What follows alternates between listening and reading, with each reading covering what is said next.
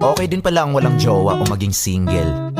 Ang umibig sa maling tao, tagal ko nang tinigil.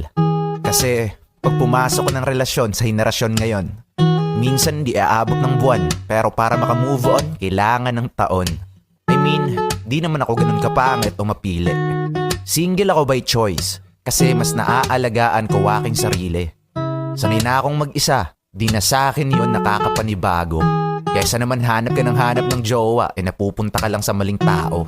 Pinagtatawanan man ng iba dahil daw sa love life ako ay kapuspalad. Pues mali sila dahil pinapasaya ako ng aking Maria Palad. Tapos na ako sa pelikula, na kada gabi iyak at puro drama. May jowa man o wala, aminado akong ako ay masaya.